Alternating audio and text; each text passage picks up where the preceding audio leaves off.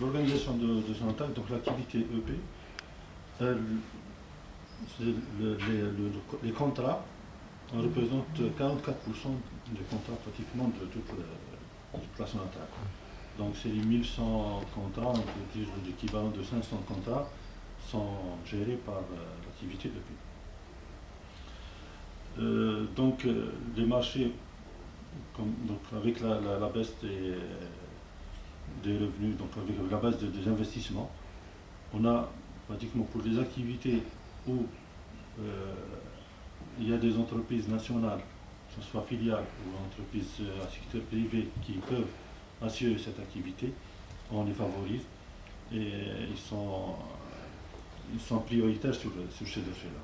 Donc si on prend exemple pour la sismique, on a maintenu un AGO. Pour le petit forage, donc il y a le NTP et le NAFOR. Et pour tout ce qui est travaux de construction, donc pipe, donc on a GTP, GCP, Considère qui n'est pas filiale, donc il y a les derniers contrats qui ont été signés au niveau de la TG. Donc pour la partie sud-ouest, c'est pratiquement.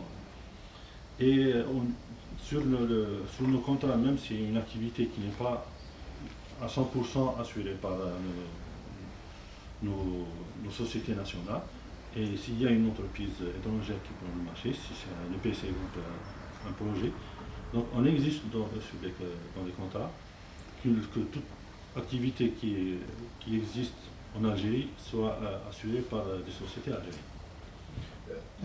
La part du privé dans ce tour, est-ce qu'il est en train d'augmentation? Est-ce que le privé, donc si on prend le nombre de contrats, les contrats sont plus vers le secteur privé en nombre. Mais les privés, il n'y a pas un privé qui a des fois un contrat avec une filiale, le montant de travaux il est plus ou moins haut par rapport à ça, parce que l'activité n'est pas. Si on prend par exemple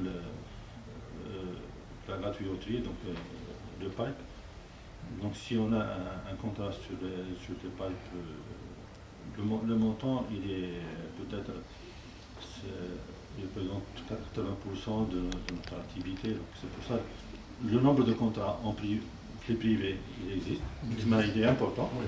Mais peut-être en termes de chiffres, il est un peu. Alors, dernière question, quels sont les défis qui attendent sur les 2 années à venir? Donc essayer de maintenir notre niveau de production avec une augmentation prévue à partir de la 3e année. Donc on doit augmenter notre production et bien sûr en réduisant les coûts d'investissement et de fonctionnement. Et en parallèle, donc, pour assurer ça, donc, il faut faire un travail de prospection, donc renouveler ce qu'on a consommé, donc on doit le renouveler en travaillant sur les prospections et les travaux de sismique. Et bien sûr assurer un développement rapide de ces découvertes. Donc si on découvre des gisements et